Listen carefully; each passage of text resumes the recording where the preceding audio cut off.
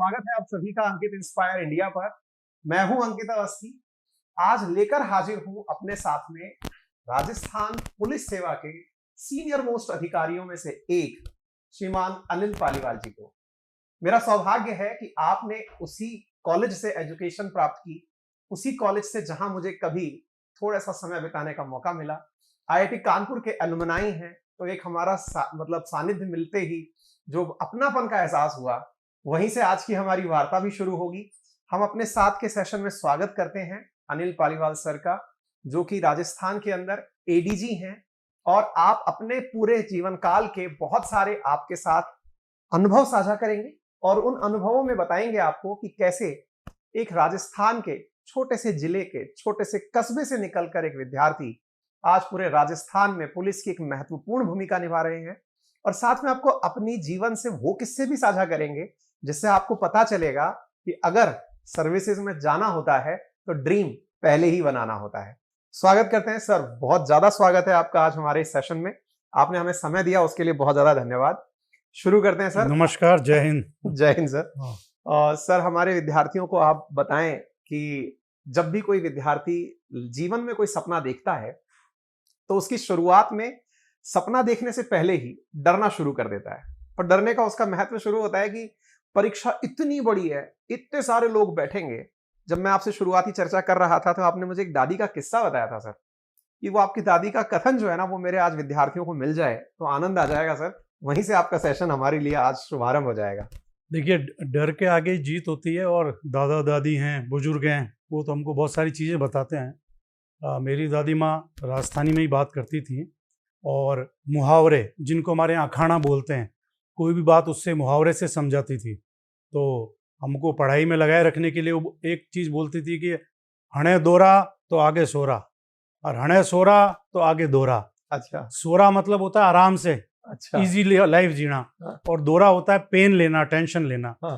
तो हम जब किसी चीज़ का टेंशन लेते हैं, और विद्यार्थी जीवन पहले शुरुआत का टाइम है, तो हाँ। उसमें आदमी को सोचना चाहिए हणे दोरा तो आगे सोरा। हाँ। अभी हम टेंशन ले लें, ज़्यादा मेहनत कर लें, ज़्यादा जग लें, थोड़ा सा मोबाइल साइलेंट पे रख लें आज के टाइम के हिसाब से। बिल्कुल सही है। और ये बात न केवल पढ़ाई पे लागू होती है, बल्कि आप खेल में आजकल युवा शक्ति बहुत अच्छा कर रही है, बहुत फील्ड्स में बहुत अच्छा कर रही है। तो मुझे क्या लगता है कि हर चीज़ में लागू होता है कि हणे दोरा तो आगे सोरा, और हणे सोरा तो आगे दोरा। आगे परेशानी होगी तो एक्सेल करना है, तो ये नहीं सोचना चाहिए कितने लोग हैं क्या हैं, अपने से ही compete करना चाहिए।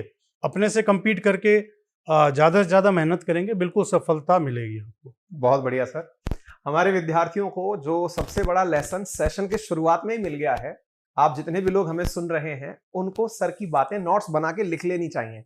मैं अक्सर आप लोगों के लिए ऐसे ही सेशन करने का प्रयास कर रहा हूं जो आपके जीवन में प्रेरणा का कारण बने। और सर अपने आप में बहुत बड़ी इंस्पिरेशन है।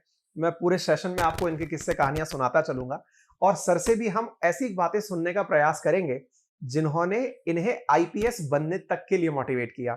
मैं थोड़ा सा आपको ब्रीफ में सर के बारे में इंट्रो दे दूं। मैं जब सर से पहली बार मिला तो मैंने सर से कुछ बातें पूछी, तो सर ने मुझे बताया कि आप 1989 से 1993 तक आईआईटी कानपुर के विद्यार्थी रहे।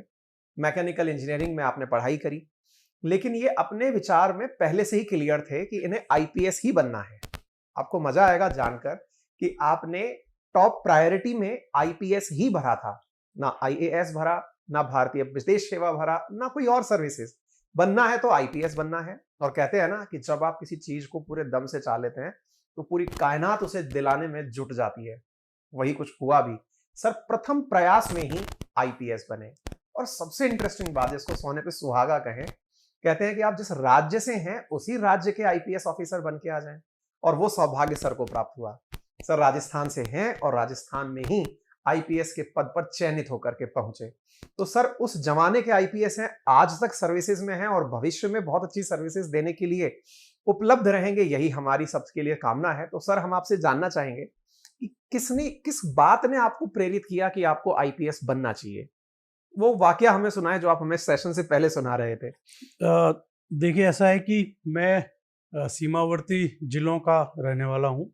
मेरा ननिहाल जैसलमेर में है और मेरा जो गांव फलोदी है वो भी जैसलमेर जिले से फलोदी सब डिवीज़न टच करता है जी। तो मेरी गर्मियों की छुट्टियां हमेशा 2 महीने पक्की गांव में ही बीतती थी।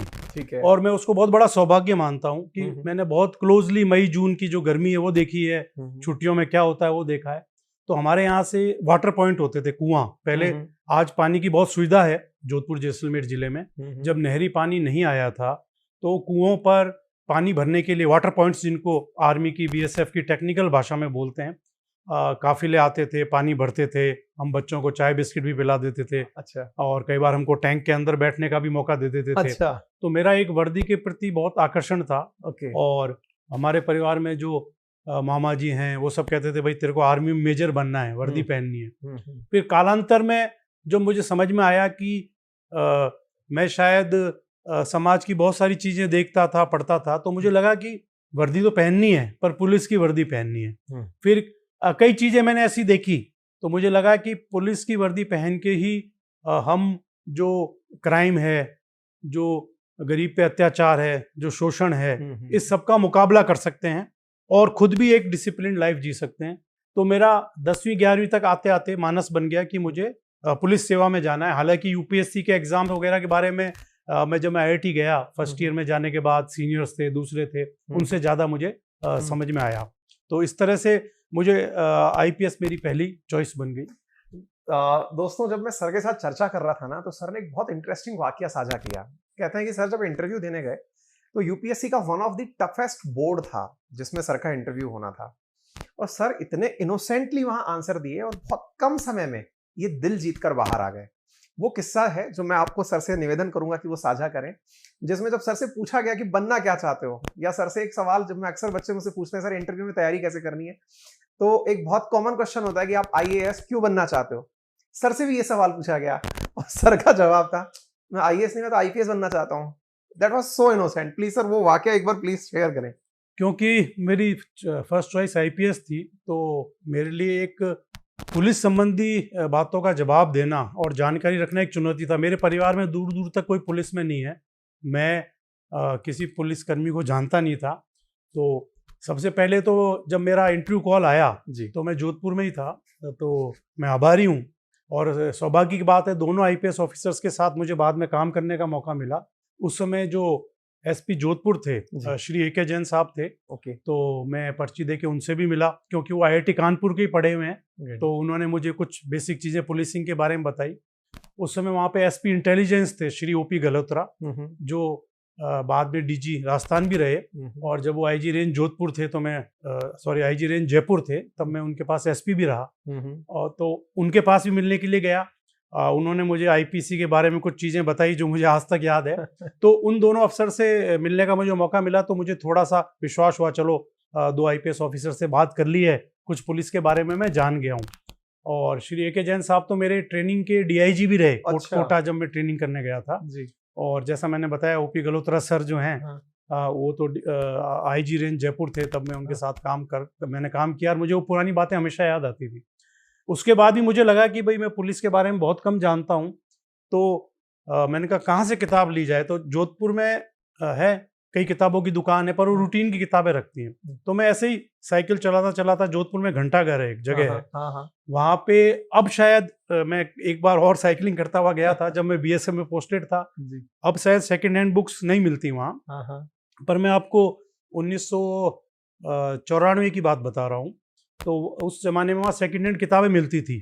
तो मुझे अभी तक ध्यान है कि एक किताब थी सेकेंड हैंड, मुझे 4 या 5 रुपए में मिल गई और उसका नाम था पुलिस एडमिनिस्ट्रेशन, और वो दिल्ली पुलिस के किसी अधिकारी की लिखी हुई थी और वो बहुत बेसिक सी किताब थी। जी। वो किताब मेरे पास अभी भी है। अच्छा। और तो उस किताब को मेरे को पढ़ के थोड़ा बहुत समझ में आया भाई क्या चीज़ है पुलिस। तो ये सारा चीज़ दिमाग में रखते हुए मैंने कहा मेरे से तो पूछा तो पुलिस पे ही जाएगा। फिर भी मेरा एक आत्मविश्वास का सो लेवल था, क्योंकि एक होता है ना कि पुलिस बेसिकली मैं बहुत डीपली नहीं जानता था और किसी से इससे ज़्यादा नहीं पूछ सकता था, जो मैंने आपको बताया उससे ज़्यादा। तो इंटरव्यू था जिस दिन मेरा, उस दिन बोर्ड अलॉट होते हैं, तो बहुत टफ बोर्ड अलॉट हुआ। उस बोर्ड में मुझे दूसरे नंबर पे जाना था, मतलब मेरे से पहले एक जने गए फिर दूसरा मुझे जाना था। तो पहले जो कैंडिडेट गए थे वो 10-15 मिनट काफ़ी लगा के आए। अब बोर्ड के बारे में मैं इसलिए नहीं पूछ पाया, मैं तीसरा चौथा होता तो शायद उनसे पूछ लेता। बिल्कुल। तो मेरे को जैसे ही मैं अंदर घुसा तो मुझसे पूछा गया भाई आप आईएएस क्यों ज्वाइन करना चाहते हैं। तो मैं मैंने तुरंत कहा, मैंने कहा नहीं मैं तो आईपीएस ज्वाइन करना चाहता हूँ। तो जो बोर्ड के चेयरमैन थे उन्होंने मेंबर की तरफ इशारा किया, तो उन्होंने बहुत बेसिक सवाल पूछा कि भाई कोई मिनिस्टर का बेटा क्राइम कर लेगा तो क्या करेगा। तो मैंने कहा वो तो कानून एक ही है, जो पियोन के बेटे पे लागू होता है, जो आम आदमी के बेटे पे लागू होता है, वही लागू होगा। फिर उन्होंने एक सवाल कंपल्शन या परसुएसिव स्टरलाइजेशन वगैरह के बारे में पूछा। तो मैंने कहा अभी वैसे तो मैं ये मानता हूँ कि ये चीज़ें समझा के और एक तरीके से होनी चाहिए, पर मैंने कहा मान लो गवर्नमेंट का ही ऑर्डर है, और उन्होंने कहा भाई आप एसपी हो तो क्या करोगे। मैंने कहा गवर्नमेंट का ऑर्डर तो गवर्नमेंट का ऑर्डर है। तो इस तरह से मैंने उसका जवाब दिया। फिर मेरे से किसी मेंबर ने इकोनॉमिक्स पे सवाल पूछा, तो मैं ज़्यादा समझ नहीं पाया। फिर मेरा ताइक्वांडो स्पोर्ट्स था, मेरा हॉबी थी, तो उस पर किक्स के बारे में किसी ने कुछ पूछा, तो मैंने उसका जवाब दिया। उसके बाद सडनली आपस में बोर्ड ने कहा कि जाओ।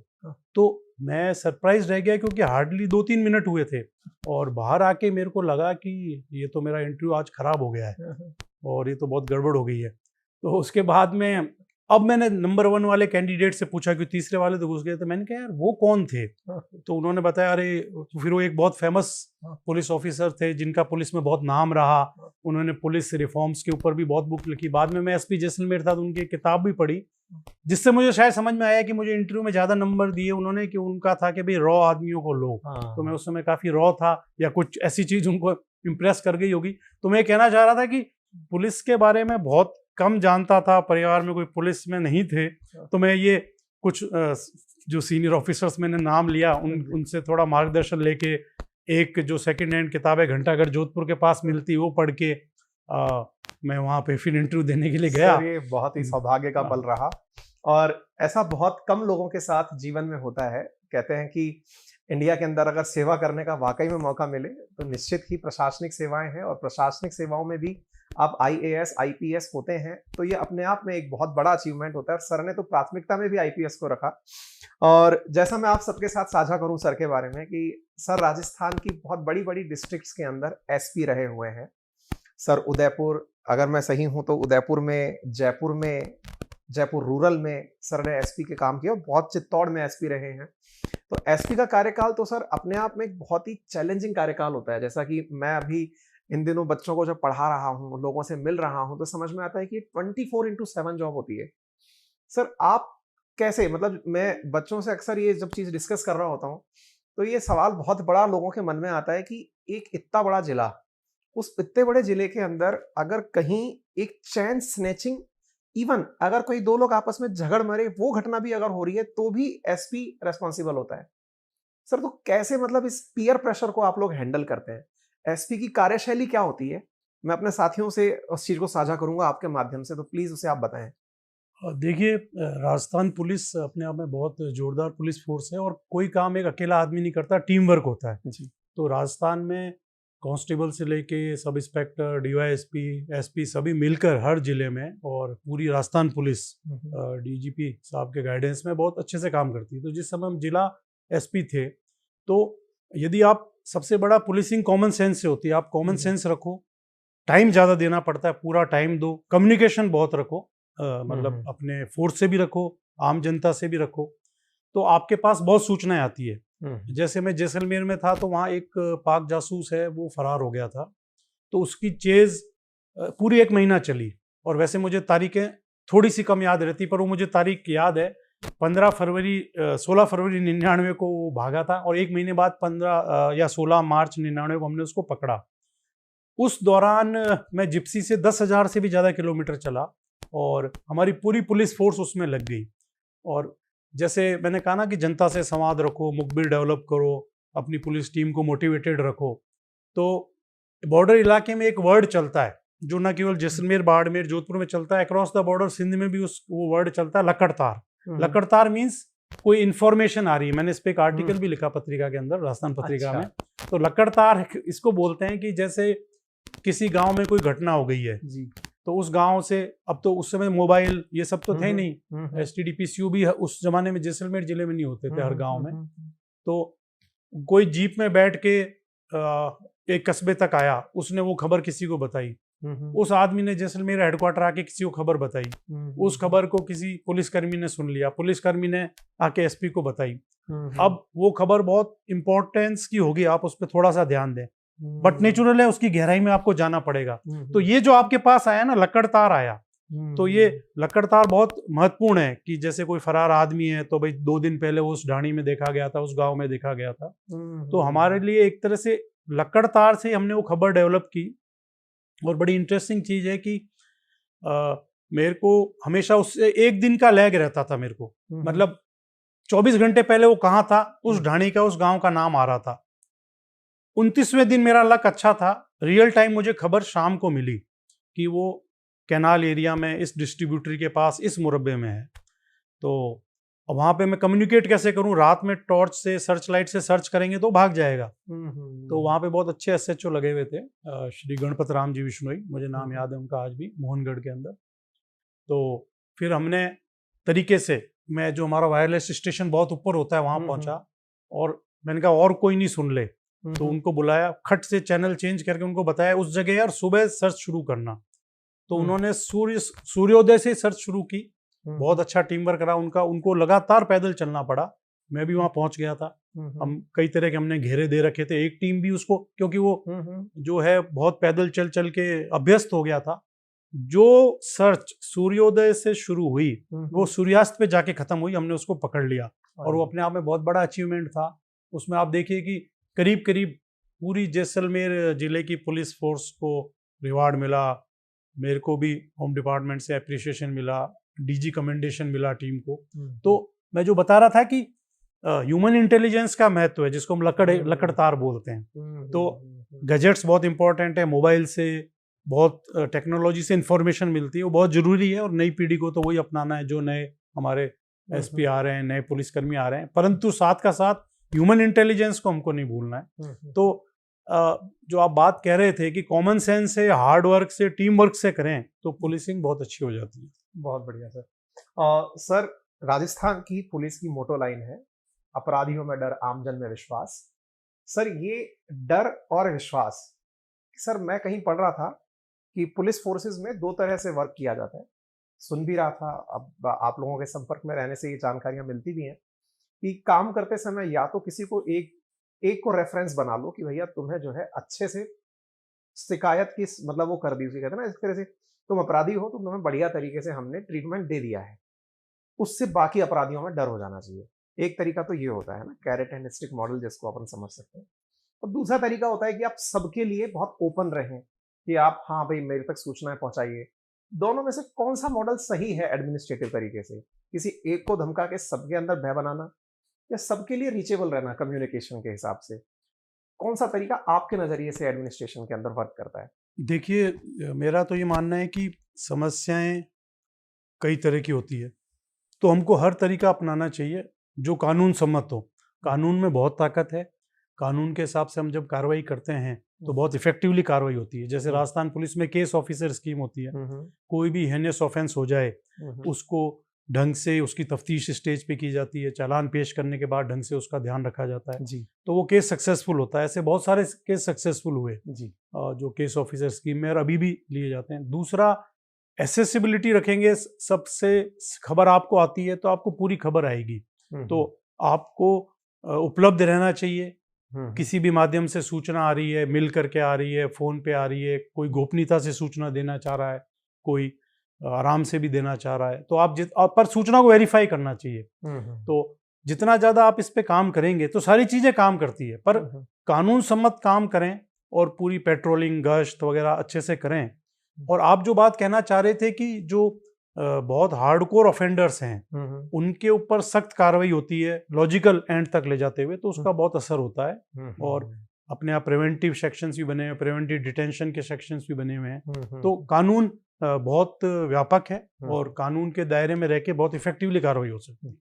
क्योंकि जैसा हम आम जन में विश्वास की बात बोलते हैं, तो निश्चित ही आपने सही कहा सर, क्योंकि जितना ज्यादा हम आम जन में ये विश्वास पैदा करते हैं कि पुलिस आपके साथ है, आपके लिए है, तो लोग भी उस तरीके से आगे आते हैं। और जितने भी पुलिस के भाई बहन, हमारे छोटे भाई बहन, साथी या सीनियर्स जो भी हमको सुन रहे हैं इस पूरे सेशन में, वो भी इस बात को अच्छे से एडमिट करते होंगे कि सर ने जो बात बोली वो निश्चित ही मायनेपूर्ण है। कानून इतना सख्त है कि अगर आप उसकी पालना सही तरीके से करते हैं तो निश्चित ही लाभ, जो उचित लाभ है, वो सरकार को, शासन व्यवस्था को मिलता है। सर, आपके कहानी किस्से मैंने तो सुन लिए, अब मैं उन कहानी किस्सों को बच्चों से शेयर करने के लिए आपसे कुछ बातें आपकी बताई हुई मैं वापस से पूछना चाहूंगा सर। सर, जैसे ना एक अच्छा विद्यार्थी, जो अच्छा विद्यार्थी है, बोर्ड के सीजन वाला विद्यार्थी जिसने मार्च में अपने बोर्ड के एग्जाम दिए हुए होते हैं, वो कभी होली नहीं खेला होता है। आप अभी बता रहे थे सर, मुझे सभी हमारे जो साथी हैं उनको भी बताएं कि आपकी होली फाइनली कब बनी, क्योंकि आप मुझसे अभी साझा कर रहे थे पहले तो आप पढ़ने में बहुत अच्छे विद्यार्थी रहे, आईआईटी गए, उन सभी दौरान, क्योंकि मुझे भी थोड़ा सा समय मिला आईआईटी जाने का, तो मुझे पता चला कि अब मार्च और अप्रैल में ही अपना वो सेमेस्टर का एग्जाम आता है ना, तो उस दौरान होली नहीं बन पाती। शुरुआती समय में बोर्ड के एग्जाम होली में आते हैं, तो वो ढंग से नहीं बन पाते। फिर बाद में आप आ गए पुलिस में, तो अब पुलिस में भी त्योहार जो है वो एक दिन आगे चल के बनते हैं। आपने सही मायने में होली कब बनाई सर? देखिए, ऐसा है कि जो आप बिल्कुल सही कह रहे हैं कि मई जून में ही हम गांव जा पाते थे, तो आखा तीज आता है उसमें प्राय, तो आखा तीज का पूरा मुझे अच्छे ध्यान है। फिर हलिया तृतीया वगैरह भी आती है ना, तो ये त्योहारों का पूरा ध्यान है। एग्ज़ाम होली के टाइम होते हैं, तो होली खेलने का मुझे अनुभव मुख्य रूप से पुलिस के अंदर ही हुआ, और पुलिस की होली अपने आप में बहुत जोरदार होती है, लोग भी उसकी बहुत चर्चा करते हैं। तो मेन होली के दूसरे दिन होती है, क्योंकि लॉ एंड ऑर्डर वगैरह सारा निपट जाता है, और उस दिन क्या होता है कि बड़े आत्मीयता रहती है पुलिस लाइन के अंदर जी। और कुछ पुलिस लाइन की तो बड़ी जोरदार चीज़ें हैं, जैसे चित्तौड़गढ़ की पुलिस लाइन है, वहाँ पे मेवाड़ में बड़ा कल्चरली रिच है, वहाँ स्वांग बनाना ये करना भी बहुत होता है। तो हमारे पुलिसकर्मियों में से एक जना घुंघरू वगैरह बांध के स्वांग का रूप ले लेता था, और पुलिसकर्मियों को जो जो शिकायत है वो एसपी, एडिशनल एसपी सब बैठे हैं, तो वो बड़े स्टाइल से एक एक करके डिमांड रखता था, पहले अपना स्वांग रच के। आपके दिमाग में आ रहा होगा कैसा सीन होता होगा वो। तो भाई जैसे मैस में खाना और अच्छा बनना चाहिए, या छुट्टी आ रही जो, हाँ मैं बीच में टोकूंगा, थोड़ा सा स्वांग के बारे में भी विस्तार से बताएं, क्योंकि हमारी ऑडियंस पैन इंडिया है सर, तो उन्हें राजस्थान की ये कल्चर भी पता चले। स्वांग क्या होता है, प्लीज थोड़ा सा इसके बारे में भी बताएं। देखिए, स्वांग के अंदर बेसिकली अलग अलग रूप रखते हैं कलाकार, और वो एक पारंपरिक परंपरा का हिस्सा है। परंतु हमारे पुलिस लाइन में जो आता था वो घुंघरू वगैरह और देसी कपड़े वगैरह पहन करके अच्छा नाचता था, और फिर वो एक तरह से पूरे पुलिस कर्मियों के बिहाफ पे खुल करके अपनी बात करता था। तो वो जैसे मान लो RI छुट्टी कम दे रहे हैं, तो वो समस्या भी रख देते थे, और आप ये देखिएगा कि उसका बहुत अच्छा असर होता था। तीसरे चौथे दिन से जो जो समस्याएं उन्होंने बताई होती थी, तो इस तरह से मतलब होली का जो आनंद है मैंने पुलिसकर्मियों के बीच में लिया। दूसरा, अभी पिछली होली पे बाई चांस मेरे पुत्र है उसका CA फाइनल हो गया था, तो ऐसे ही मैंने कहा गांव जाके आते हैं, इनको दादा दादी जी से मिला के आते हैं, तो उसमें होली का त्यौहार पड़ा। तो मुझे, क्योंकि गांव की वो मेरी पहली होली थी, तो बहुत अच्छी होली थी, और सबसे कल्चरली जोरदार चीज़ मेरे को ये लगी कि वहाँ पे युवक बहुत पुराना कृष्ण भगवान का भजन गाते हैं, जो मैंने रिकॉर्ड भी किया। बाद में मैंने जयपुर में कईयों को सुनाया, तो जो लोग पहले जोधपुर में रहे हुए थे वो बोले कि ये भजन इतना अच्छा अभी तक गाते हैं। मैंने कहा बिल्कुल गाते हैं। तो गांव की होली का जो हो जाए, अगर आपको याद हो तो सर, सब हमारे वो कृष्ण भगवान जी के मुकुट के ऊपर है, मुझे अभी याद नहीं है वो, पर मतलब भजन बहुत अच्छा था, और बड़ा अच्छा गैर टाइप का होता है, सारा कुछ होता है। तो मेरे कहने का मकसद ये है कि हमारे विद्यार्थी जीवन में प्राय, और अब तो कंपटीशन बहुत बढ़ गया, और मैं तो चाहता हूं कि अभी वाले विद्यार्थी और अच्छा करें। अपनी बातचीत का एक मेन मकसद यही है कि विद्यार्थियों को कोई पॉइंट मिले तैयारी के लिए। तो होली विद्यार्थी खेल नहीं पाते हैं, तो हम भी नहीं खेल पाते थे, तो वो मोटिवेटेड रहे कि मौका आता है, और वो बहुत खूबसूरत उसमें उस समय और ज़्यादा अच्छी लगती है। ये बात है, क्योंकि होली का जो इंतजार है ना, जो होली का आप लोग पढ़ाई करते समय इंतजार करते हैं, क्योंकि ये रिग्रेट मेरे मन में भी बहुत रहा है सर। एग्जाम आ गया, कमरा बंद करके बैठे हैं, कोई रंग देगा तो फिर कौन टाइम खराब होगा, हाथ धोने में जाएगा। लेकिन वो त्योहार आपका वाकई में रंगों से भरा होगा। सर की बातों से आप ये कंक्लूड कर सकते हैं, और जीवन में रंग ही रंग होंगे अगर आपने शुरुआती समय में जब दम लगा के मेहनत कर ली। सर, किस्सों के क्रम में थोड़ा और आगे बढ़ते हैं सर। मैंने आपकी जॉब से रिलेटेड भी बहुत सारी बातें यहाँ पर लिख रखी हैं, डाउन कर रखी हैं, लेकिन मुझे ज़्यादा इंटरेस्ट आया सर, आपने जब आप SP रहे, उसके बाद में आप आगे बढ़े, आप सर्विसेज में ही एक बार भारतीय सेना के साथ भी आपको काम करने का मौका मिला, बॉर्डर सिक्योरिटी फोर्सेज जो गृह मंत्रालय के साथ काम करती हैं, उनके साथ आपको काम करने का मौका मिला। तो मैं अपने साथियों को ये भी बताना चाहूँगा कि जो गृह मंत्रालय है, पुलिस उन्हीं के साथ काम करती है। गृह मंत्रालय के अधीन ही राज्य की पुलिस आती है। और तो सर जो है वो बीएसएफ के अंदर पहले डीआईजी और फिर आईजी रहे, और उस दौरान सर के जो एक्सपीरियंसेस हैं वो बहुत ही इंटरेस्टिंग है। आप प्लीज़ थोड़ा सा बताएं, और बीएसएफ के साथ आपका अनुभव ज़रूर साझा करें, क्योंकि हमारे बहुत सारे दर्शक सर बॉर्डर्स पर बैठ करके भी हमें सुन रहे हैं, कई बीएसएफ के जवान हमें सुन रहे हैं सर, प्लीज़ बताएं। देखिए, आईपीएस ऑफिसर्स डेपुटेशन पे बीएसएफ में जाते हैं, और बीएसएफ बहुत ही अच्छा एक ऑर्गेनाइजेशन है। और बीएसएफ 1965 में जब बीएसएफ की स्थापना हुई, उसके बाद में 1971 की लड़ाई में बीएसएफ ने बहुत बड़ी भूमिका निभाई, कश्मीर में बहुत बड़ी भूमिका निभाई। एक बहुत बड़ा, एक अच्छा स्वर्णिम इतिहास है, और वर्तमान में भी बहुत बीएसएफ बहुत महत्वपूर्ण कार्य कर रही है बांग्लादेश बॉर्डर और पाकिस्तान बॉर्डर पे देश की सरहदों की सुरक्षा करने की, और बहुत सारी चीज़ें। तो मुझे बांग्लादेश बॉर्डर पे भी काम करने का मौका मिला, और पाकिस्तान बॉर्डर पे भी, पंजाब में और राजस्थान में भी। और एक बहुत ही अच्छी फोर्स के साथ काम करने से मुझे बहुत कुछ सीखने को भी मिला। भाषाओं की जहाँ तक बात है, मेरी भारतीय भाषाओं में बहुत रुचि रहती है कि मैंने उर्दू में फॉर्मली A+ ग्रेड है मेरा डिप्लोमा, और इसके अलावा मैंने गुरुमुखी भी सीखी है, मैंने गुजराती भी सीखी है, मेरी वोकेबलरी भी है। तो इस तरह से वेस्टर्न बॉर्डर की सारी भाषाओं में मेरी बहुत रुचि है। उर्दू की जानकारी होने से बड़ा अच्छा रहता है, आंतरिक सुरक्षा में अच्छा रहता है। आप बहुत सारे डॉक्यूमेंट पढ़ते हैं, बहुत सारी चीज़ें समझते हैं। तो आप ओपन सोर्स इंफॉर्मेशंस होती है वो भी पढ़ते हैं। तो मेरा ये मानना है कि विदेशी भाषाएं भी जानना ज़रूरी है, पर यदि हमको देश के अंदर हम किसी भी काम से जुड़े हैं, और ख़ास तौर पे हम पुलिस सेवा से जुड़े हैं, आंतरिक सुरक्षा से जुड़े मुद्दे पे जुड़े हैं, तो हम जितनी ज़्यादा भाषाएं जानेंगे उतना अच्छा रहेगा। और लोकल डायलेक्ट कनेक्ट करने में फायदा। और वैसे अभी तो हमारी यंग ऑडियंस है जो परीक्षा की तैयारी कर रही है, वो हमको सुन रही है, पर हमारे जैसे जो एज कर रहे हैं, कहा जाता है कि जैसे जैसे आप एज करते हो, नई भाषाएं सीखते हो, तो आपका ब्रेन ज़्यादा एक्टिव रहता है। हाँ, ये अपने आप में तो खैर बहुत फायदेमंद चीज़ है ही, और सीखना भी चाहिए, क्योंकि हम इतने अच्छे समृद्ध देश के निवासी हैं जहाँ पे कहते हैं कि कुछ ही किलोमीटर्स पर भाषा का तरीका बदल जाता है। तो सर ये तो बहुत ही इंटरेस्टिंग बात आपने बताई। सर आपके उस समय के कुछ एक्सपीरियंसेस ऐसे जरूर रहे होंगे बीएसएफ के कार्यकाल के दौरान, जो कि आप हमसे साझा करना चाहें, क्योंकि आपके पास ना एक बहुत अच्छा वाइड एक्सपीरियंस है पुलिसिंग का, और साथ में सुरक्षा एजेंसीज जो बॉर्डर पे काम कर रही हैं उनका। सर जैसे मैं ना मतलब क्योंकि कभी बॉर्डर पे जाने का मुझे सौभाग्य नहीं मिला, लेकिन आप लोगों के माध्यम से ही मैं उसका फील लेना चाहता हूँ। आपने बांग्लादेश बॉर्डर और पाकिस्तान बॉर्डर इन दोनों पर काम किया। सर क्या मेजर चैलेंजेस हैं, मतलब जैसे हम लोग यहाँ बैठ कर के चर्चाएं करते हैं, उनके बारे में सोचते हैं कि वो क्या चैलेंजेस फेस करते होंगे, मेजर चैलेंजेस क्या हैं सर, कि कैसे ये लोग हमको दुखी करने के तरीके अपनाते हैं सर? क्योंकि अल्टीमेटली क्या है, मैं इंटरनेशनल रिलेशंस पे भी डील करता हूँ, और इंटरनल सिक्योरिटी मेरा भी फोर्टे है, मैं भी उस बारे में लोगों से चर्चा करता रहता हूँ। क्या करती है सर बीएसएफ, कैसे तो आंतरिक सुरक्षा के चैलेंजेस को देखती है, आप लोग कैसे उसे डील करते हो सर? देखिए, जो मादक पदार्थों की तस्करी है जी, हेरोइन है, वेपन्स है, टेरर रिलेटेड चीज़ें हैं, इन सभी पे अलर्ट रहना होता है। और हमारे बॉर्डर सिक्योरिटी फोर्स जो है बहुत ही मेहनत से, बहुत अलर्ट रह के काम करती है, और बहुत अच्छा टीम वर्क होता है। जी, जैसा हमने पंजाब में रिकॉर्ड, वहाँ पे एक पॉजिटिव कंपटीशन रहे, तो फ्रंटियर्स के बीच में कंपटीशन भी रहता है, और ये हमारे लिए गर्व की बात है कि वहाँ Maharana Pratap trophy for best border management per year दी जाती है, मार्किंग होकर के किसी फ्रंटियर को। तो जब मैं पंजाब था तो हमारे फ्रंटियर को पूरे टीम वर्क से, हमारे नारकोटिक्स का रिकॉर्ड सीजर रहा और एक्टिविटी अच्छी रही, तो हमको वो ट्रॉफी मिली थी, रनिंग ट्रॉफी होती है।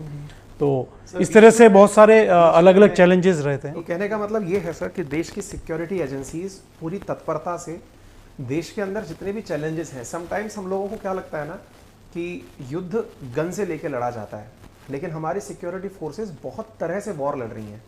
तो हमारे देश में ना बहुत सारी प्रॉक्सी वॉर्स चल रही हैं, और उस इंटरनल सिक्योरिटी से बहुत ज़्यादा लड़ने का काम देश की पुलिस, देश की सिक्योरिटी जो हमारी करने वाली सर्विसेज हैं, ये बहुत अच्छे से कर रही हैं। ये बहुत चैलेंजिंग काम है, बहुत तत्परता से किया जा रहा है, तभी हम सब लोग अपने घरों में बैठकर सुरक्षित आज आप ये सब सुन पा रहे हैं, देख पा रहे हैं। ठीक है सर। सर एक चीज़ और मैं आपसे डिस्कस करना चाहूँगा। आपसे बात हुई थी तब पता चला। सर राजस्थान के उस क्षेत्र से आते हैं जब गर्मी के रिकॉर्ड स्थापित होते हैं और सर्दी के भी, तो उसका नाम जरूर आता है। फलौदी नाम का जो कस्बा सर हम बार बार चर्चा में ले रहे हैं, वहाँ पर गर्मी का आंकड़ा 50 डिग्री सेंटीग्रेड क्रॉस कर जाता है। सर के एक्सपीरियंसेस हैं कि उस चीज़ को सर ने एहसास में लेते हुए वाटर हार्वेस्टिंग, जो बारिश का पानी आ गया उसको बचाना, उसको दिमाग में रखते हुए बहुत सारे इनिशिएटिव्स लिए, बहुत सारे काम किए। सर थोड़ा सा उस पर विचार करके साझा करिए, क्योंकि देश में बहुत सारे कॉर्नर्स में बैठे हुए मेरे साथी ऐसे हैं जिन्हें इस बारे में पता ही नहीं है कि राजस्थानियों को पानी का कितना चैलेंज होता है। मैं सर क्लास जब पढ़ाता हूँ ना तो बहुत बार पानी पी लेता हूँ, तो लोग इस तरह का तर्क मार देते हैं कि सर राजस्थान में पानी नहीं है इसलिए ज़्यादा पीते हो क्या? तो प्लीज़ आप मुझे बताएं सर कि राजस्थान के बिहाफ पर और विशेष रूप से पश्चिमी राजस्थान के बिहाफ पर वाटर चैलेंज कितना है, क्योंकि आप मुझे एक बार बता रहे थे कि एक पत्थर पर बैठकर बिना साबुन के नहाना पड़ता है, वो वाली प्लीज़ थोड़ा सा वाकया साझा करें ताकि पानी का महत्व समझें सर लोग। देखिए फलोदी जो है उसका रिकॉर्ड टेम्परेचर रहता है, लोएस्ट में भी हाईएस्ट में भी, और हर मई जून में हम वहाँ जाते थे। और हम उस दौर में भी जाते थे जिस समय कोयले का इंजन था, जल्दी वो डीजल इंजन बन गया था। और फिर तो हम जनरली सुबह 8 बजे जोधपुर से ट्रेन चलती, 12 साढ़े 12 पहुँच जाती फलोदी। फिर हमको जो प्राइवेट बस मिलती थी वो 4:30-5 बजे मिलती थी। तो हमको पूरा वहाँ का माहौल ही रोचक लगता था। उस समय वहाँ पे ये आइसक्रीम भी बहुत कम मिलती थी। और वहाँ पे ये टिकड़ी होती है, मीठी टिकड़ी, जैसे प्यास लगता है ना तो ऑरेंज की जैसे टॉफ़ी होती है ना, उस तरह की काफ़ी मिलती थी। और मुझे आज भी याद है वो फलोदी के अंदर जो बस स्टैंड पे ठेले पे बेचते हैं उस टिकड़ी वगैरह, वो बड़े स्टाइल से बोलते थे, भाई धोड़े धोतियों आड़ा पीले पोतियों आड़ा ले लो। मतलब बेसिकली बच्चों के लिए कुछ लेकर के जाओ। तो हम भी कई बार उनसे टिकड़ी वगैरह वो ले लेते थे। और फिर हमारी बस पहुंचती थी 5-6 बजे गांव में। उस दौर में पानी के वहाँ बहुत संकट था। एक तरह से हमने सारा दौर देखा है पानी का। जैसे बहुत छोटे थे, चौथी पाँचवीं तीसरी तक, तो जैसे 2 बैलों की मदद से तालाब भी सूखा हुआ होता था मई जून में। बहुत साठी का कोयर बोलते हैं। साठी का मतलब जैसे आपने एक हाथ फैलाया तो इसको 60 बार कर लो, तो मीन्स 500 फुट हो गया एक तरह से ना। तो उस पे वो जो बैल लेके जाता था और यहाँ से जो उसका मैनेज करता है ना, जब बहुत बड़ा पानी वाला निकलता है तो वो बहुत जोर से बोलता था, तब वो समझ पाता था भाई अब एग्जैक्टली सही जगह रोकना होता है ना बैल को, हालांकि उसका रास्ता बना होता है। तो वो हम उसको बड़ा कौतूहल से देखते थे। और पानी की एक एक बूंद उस समय बहुत कीमती होती थी। तो जैसे पत्थर की चौकी बनी रहती है, तो आपने साबुन नहीं लगाया है उस दिन, आप उसको पानी को इकट्ठा करो, बछड़े को पिला दो, ऐसा दौर भी देखा है। फिर उसके बाद में ट्यूबवेल वाला दौर भी देखा है, पीएचडी के ट्यूबवेल बन गए। और बहुत बाद में जब हम 10वीं 11वीं वगैरह में आ गए तो नहरी पानी पीने के लिए, खेती के लिए तो अभी भी वहाँ नहीं है, पर पीने के लिए आ गया। तो पानी का हम लोग बड़ा इस तरह का महत्व तो समझते हैं, और जो गर्मी की भीषणता है वो समझते हैं। और उस समय के बहुत छोटे छोटे अनुभव हैं। उन फलों को यहाँ पहचानते भी नहीं। पीलू होता है। हाँ पीलू होता है सर, मैंने खाया है। तो हमारे जो वहाँ पे गांव में कजिन्स थे, वो क्योंकि हमसे भी रफ टफ थे, वो तो हम तो 2 महीने रहते थे, तो पूरे 12 महीने वहाँ रहते थे। तो उनके साथ हम पीलू तोड़ने जाते थे, पीलू खाते थे। तो ऐसा कई अनुभव उस समय हुए। पर जो पानी की कीमत है उसको हम आज भी समझते हैं, इसलिए मैं रेन वाटर हार्वेस्टिंग से जुड़ा रहता हूँ। बिल्कुल। और बीएसएफ में भी हमारे यहाँ एक अभियान चला था, तो उसमें भी हमने काम किया था। और अभी हमने गांव में भी वाटर हार्वेस्टिंग स्ट्रक्चर बनाते हैं, जहाँ जैसा मौका मिलता है तो पुराने स्ट्रक्चर्स को ठीक करना, नए बनाना। और पानी की कीमत हमको समझनी चाहिए, पानी को बहुत बहुमूल्य मानना चाहिए। आज भी मैं शावर से नहीं नहा सकता, मैं बाल्टी से ही नहाता हूँ। जिस इलाके में ज़्यादा पानी है तो भी मैं बाल्टी से नहाता हूँ। तो पानी को बचाना चाहिए। और पेड़ बहुत लगाने चाहिए। जैसे हमारे दादाजी ने एक नीम का पेड़ लगाया था, उस समय एक नीम के पेड़ को ही पानी पिला देना बड़ा मुश्किल था। आज वो शायद 70-80 साल पुराना नीम का पेड़ हो गया। अब तो खूब पेड़ है, मेरे पेरेंट्स ने भी खूब पेड़ लगाए।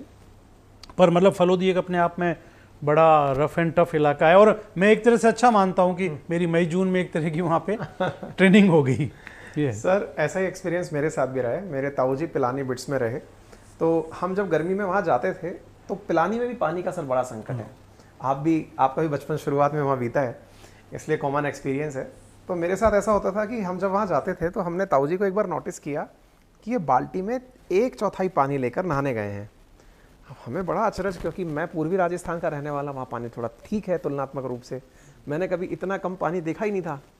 मैंने जब देखा तो उनको नहाने के बाद में वो 1/4 पानी से नहाने के बाद पानी बचा के और छोड़ा है। बड़ा समझने में दिक्कत हुई कि हुआ कैसे। कौतूहलवश उनसे पूछा कि आप सब नहाए भी हो कि बस छींटे मार के आए हो? तो उन्होंने बताया कि मेरा नहाने का तरीका कुछ और है, और मैं बच्चों से साझा करना चाहूँगा कि पानी का महत्व आप राजस्थानियों से सीख सकते हैं। दोस्तों, होता ये था कि स्वापी होती है एक बहुत पतला सा टावल जैसा कपड़ा।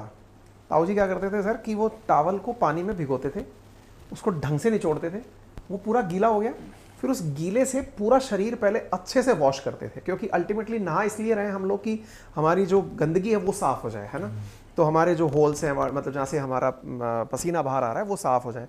तो वो उनको बहुत बढ़िया से रगड़ करके पहले साफ़ करते, और साफ़ करने के बाद पूरा शरीर टॉवल से अच्छे से पूरे बाल गीले हो गए, कान साफ़ हो गए, पूरा एक एक मतलब बहुत साफ़ सुथरे तरीके से फिर एक बार टॉवल निचोड़ा, 1 मग पानी में फिर से अपने शरीर को पोंछ लिया। तो 2 प्रक्रिया तो ये हो गई, और फुल फीलिंग लेने के लिए बचे हुए पानी को ऊपर डाल लिया। तो वो तो कहते थे इसमें पूर्ण स्नान हो गया ये तो ये निश्चित ही सर आपने बहुत अच्छी बात बताई है, और वाटर हार्वेस्ट करना आज के लिए बहुत ज़रूरी है, क्योंकि हम लोग जितना पानी बारिश में बहा देते हैं, अगर हम उसका 1/4 भी अगर कंजर्व कर लें तो शायद देश में कभी पानी का संकट ना रहे। ऐसा मेरा मत है, और आपके अनुभवों से भी मैंने ये सीखा है। एक चीज़ मैं बीच में साथियों से साझा करना चाहूँगा सर, आप ट्विटर पर भी काफ़ी एक्टिव रहते हैं। आपका वेरीफाइड अनिल पालीवाल IPS के नाम से एक ट्विटर अकाउंट भी है। हम हालांकि उसका लिंक आपके साथ साझा कर रहे हैं, लेकिन आप सर के अकाउंट्स को ज़रूर देखें। सोशल मीडिया पर, इंस्टा पर, फेसबुक पर, सब जगह सर वेरीफाइड तरीके से अवेलेबल हैं। सर के और भी इसी तरह के विचार जानने के लिए आप सर से वहाँ कनेक्ट कर सकते हैं। सर, इसी क्रम में मैं और आगे बढ़ता हूँ आपके साथ चर्चा करते हुए, क्योंकि बातें तो ख़त्म करने का मन नहीं हो रहा है। सर के और भी ऐसे बहुत सारे किस्से हैं, हम लोग तो काफ़ी देर से सुन रहे हैं, पर मैंने कहा कि इनको सबको ऑन कैमरा लिया जाए ताकि आप लोग भी बैठे हैं, गुदगुदाएं, आपको भी पता चले कि जो सपने आप लोग देखते हैं ना भविष्य में बनने के, उन सपनों को जीने वाले लोग कैसे होते हैं, है ना। आप सबका ड्रीम है कि एक दिन आप अधिकारी बनेंगे, IAS IPS बनेंगे। तो उन तक पहुंचते समय मैं आज जो ये सेशन कर रहा हूँ ना, इसका बहुत बड़ा उद्देश्य केवल आप लोगों से ये साझा करना है कि हमने केवल ये तो सुना है कि IAS IPS बनते कैसे हैं, बनने के बाद का जीवन कैसा होता है ना, वो आपने आज के सेशन में सुना है। आप SP को भी सुन चुके हैं, आप एक IG को भी सुन चुके हैं, एक आप BSF के IG को भी सुन चुके हैं, है ना। और आज आप जिस पद पर विराजमान हैं, ADG, जो कि सीनियर मोस्ट पोस्ट में से एक है राजस्थान पुलिस के, आप उनको भी सुन रहे हैं। लेकिन वो भी जीवन जब जीते हैं तो अपना सादगीपूर्ण तरीके से जीते हैं, और उनके मन में भी समाज के लिए, आप जैसे जितने भी युवा हैं उन सब के लिए, समाज के जितने भी पहलू हैं उनको देखने के उनके भी नज़रिए आप सबकी तरह ही होते हैं, है ना। तो सर का जो आज मुझे समय देने का मौका मिला वो यही था कि बच्चों को, आपके बच्चों को भी मैं ये बताना चाहता हूँ कि जीवन आगे बहुत अच्छा है अगर आपने आज मेहनत कर ली। उसी क्रम में सर मैं आपके साथ जब बैठा तो मुझे सर ये काला घोड़ा दिखाई दिया। सर इसकी कहानी प्लीज़ बताइए, क्योंकि मुझे बड़ी रोचक लगी। मैं थोड़ा सा मेंशन कर देता हूँ। सर ने मुझे कहा कि ये काला घोड़ा नहीं है, ये लिविंग घोड़ा है, और मैं इसको हमेशा ऐसे साथ रख। प्लीज़ सर ये बताइए ये क्या है। ऐसा है कि मुझे ना घुड़सवारी का बहुत शौक था, और मेरा मसूरी में एक बहुत सीरियस एक्सीडेंट भी हो गया था, और मैं एक तरह से स्टंट तरह की घुड़सवारी करता था, बिना काठी के, बिना उसके, केवल मतलब रात से, और खूब घुड़सवारी करी मैंने। तो उस समय मुझे घोड़ों से बहुत लगाव था। तो मेरे जो IIT में रूममेट थे, और उनके जोधपुर के रहने वाले थे, और अंकल जी जो हैं उनके पिताजी वो भी जोधपुर के रहने वाले हैं, डॉक्टर DS चौधरी साहब, और वो बड़े अच्छे मेंटर रहे। आज भी मेरे वो मेंटर हैं, कोई भी मुझे दिक्कत होती है तो मैं उनसे मिलता हूँ। तो उन्होंने बड़े स्नेह से मेरे को ये घोड़ा दिया था मेरे शादी के मौके पे, और मुझे घोड़ा बहुत अच्छा लगा, और मतलब मेरा इससे एक बॉन्डिंग है। तो मुझे ऐसा लगता है ये जीवित घोड़ा ही है। आज मैं ना जीवित घोड़ा नहीं रख सकता, पर अंकल जी की शुभकामनाएं हैं, मेरी घोड़ों से लगाव है, घोड़ा एक एनर्जी का प्रतीक है। हाँ। तो मैं इस काले घोड़े को उसी रूप में लेता हूँ। तो मैं इसके पास बैठता हूँ तो मुझे बड़ा अच्छा लगता है। अच्छा, हाँ बिल्कुल। बहुत सही सर। तो सर बातें तो आपसे ख़त्म करने का हमारा मन नहीं हो रहा है, लेकिन अंत में आप अपने सुनने वालों को भविष्य के लिए शुभकामनाएं प्रेषित करते हुए कुछ ऐसी मोटिवेशनल बातें साझा कर दीजिए, ताकि वो पढ़ाई को बहुत जोश के साथ करें, और किसी प्रकार के चैलेंज में वो किस तरह से निपटें, वो कुछ पंक्तियां आप साझा करते हैं सर। देखिए, हर ज़माने की स्थिति अलग अलग होती है। सबसे पहले तो मैं श्रोताओं को ये कहना चाहूँगा कि आज जो कंपटीशन का एग्ज़ाम दे रहे हैं उनके लिए कंपटीशन मल्टीपल टाइम्स है, और कैंडिडेट्स भी पढ़े हैं, सिलेबस का पैटर्न चेंज हुआ है, बहुत चैलेंजिंग एग्ज़ाम है। तो सबसे पहले तो मैं रियली दिल से अप्रिशिएट करता हूँ कि हमने एग्ज़ाम दिया जो आज से 28-29 साल पहले, और आज जो एग्ज़ाम दे रहे हैं वो बहुत एक टफ़ एग्ज़ाम दे रहे हैं, परंतु उसमें घबराने की ज़रूरत नहीं है कि अपनी डेस्टिनी पे वैसे विश्वास करना चाहिए। और जैसे आप, एक बुक है अल्केमिस्ट, हाँ, वो बुक मेरे को काफ़ी इंस्पायरिंग लगती है। तो हर आदमी को अपनी डेस्टिनी मिलती है मेहनत करता है तो, पर डेफिनेटली अभी जो एग्ज़ाम का पैटर्न है पहले से और भी ज़्यादा मेहनत करनी पड़ती है। तो एक तो मेरा जो मानना है कि जितना ज़्यादा रिटर्न काम किया जाए, लिख करके जितना ज़्यादा पढ़ा जाए उतना ही अच्छा याद रहता है। दूसरा, कम से कम 2-3 जनों का, बहुत बड़ा ग्रुप भी नहीं हो तो आपका पीयर ग्रुप होना चाहिए ताकि आप एक दूसरे से डिस्कस करें। और आजकल मटेरियल भी बहुत अच्छा अवेलेबल है। और सबसे बड़ी बात है कि अपने पे खुद पे भरोसा रखें कि अच्छी तैयारी करें। सारे सेगमेंट्स हैं, सिलेबस बहुत वास्ट है और पूरी तैयारी के साथ एग्ज़ाम दें। और ऐसा मान के भी नहीं चलना चाहिए जो मुझे आज की सिचुएशन में लगता है कि हमको बहुत जल्दीबाजी में एग्ज़ाम देना है। देखिए, डेफिनेटली पुराने टाइम से अब पढ़ाई का दायरा 1-2 साल का थोड़ा ज़्यादा चाहिए, थोड़ा चाहिए। हर एक की स्थिति अलग अलग होती है। कई लोग बहुत पहले से जनरल स्टडीज़ टाइप पढ़ने लग जाते हैं, कई लोग कम में पढ़ते हैं, हर एक की लाइफ स्टोरी अलग होती है। पर आप मेहनत करेंगे, तैयारी करेंगे, आपको बिल्कुल सफलता मिलेगी। और ये तो एक लगातार जर्नी है, इस जर्नी को लगातार जिया जाता है। जैसे आपने अपनी लाइफ स्टोरी बताई, ये एग्ज़ाम अपने आप में केवल यही सब कुछ नहीं है। पर ये बात सही है, अर्जुन की आंख रख के इस पे पूरा फोकस करके एग्ज़ाम देना है। पर लाइफ में बहुत सारी डायमेंशंस है, बहुत सारी चीज़ें हैं। और जब आप एक वेल मीनिंग होते हैं, आप सिंसियर होते हैं, तो आप ज़रूर अपना एम हासिल करते हैं या सेटिस्फाइंग चीज़ हासिल करते हैं। और अपना जो कंट्री है एक बहुत अच्छे दौर से भी गुजर रहा है कि हर फील्ड में प्रोग्रेस हो रही है, डेवलपमेंट हो रहा है। आज हम ग्लोबल भी हो गए हैं। Yes sir. और हमको बहुत चीज़ें फैसिलिटेट भी हो रही है हमारे लिए और एक अच्छे सिस्टम्स बन रहे हैं। तो मुझे अच्छा लगता है, मैं तैयारी करने वाले लोगों से जुड़ा रहता हूँ। कई बार मॉक इंटरव्यूज़ में भी मैं जो कंट्रीब्यूट कर सकता हूँ करने की कोशिश करता हूँ, क्योंकि मेरा मानना है कि जो एक्चुअल में एग्ज़ाम दे रहा है वो सबसे ज़्यादा उसके बारे में जानता है। बिल्कुल। और आप किसी भी तरीके से एग्ज़ाम दें, जैसे जब मैं एग्ज़ाम दे रहा था तो मैं कानपुर के बाद में दिल्ली एक बार IIT में आ गया था, गेट दे के मेरा एडमिशन भी हो गया था।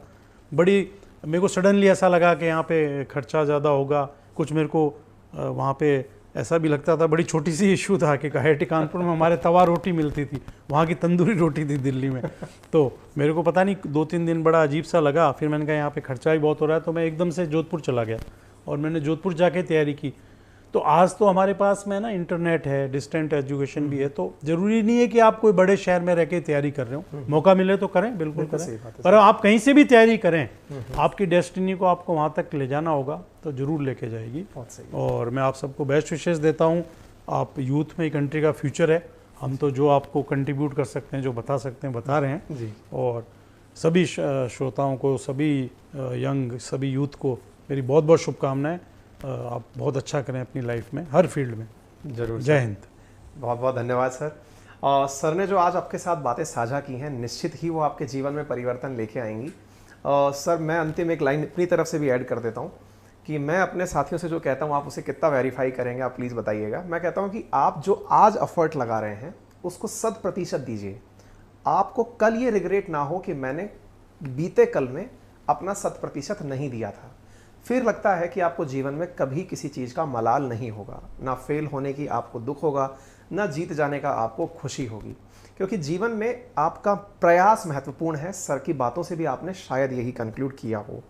साथ में जीवन में एक और पहलू सुन लें सभी साथी, जो IAS बनते हैं, IPS बनते हैं, वो भी आप जैसे ही हैं। और इस समाज में सभी अगर IAS IPS बन जाएंगे तो ये समाज नहीं बन पाएगा। इसलिए आप जिस भी फील्ड में हैं, अगर उसमें भी उसी लेवल का काम करते हैं, फिर चाहे आप फोटोग्राफी करते हैं, फिर चाहे आप रेस्टोरेंट चलाते हैं, फिर चाहे आप कार ड्राइव करते हैं, फिर चाहे आप कटिंग करते हैं, आप जो भी करते हैं, लेकिन याद रखें कि आप अपना एक ब्रांड बने, है ना। तो अपने लिए जो फील्ड आपने ऑप्ट कर लिया उसे एक्सट्रीम तक लेके जाए। इसी गुड विशेष के साथ आज के सेशन को हम यहीं विराम देते हैं। सेशन पसंद आया हो तो अंकित इंस्पायर इंडिया को जरूर लाइक, शेयर और सब्सक्राइब करें और हमें बताएं कि भविष्य में आप किस तरह की और चर्चाएं सुनना चाहते हैं। आप सभी का समय शुभ हो। धन्यवाद।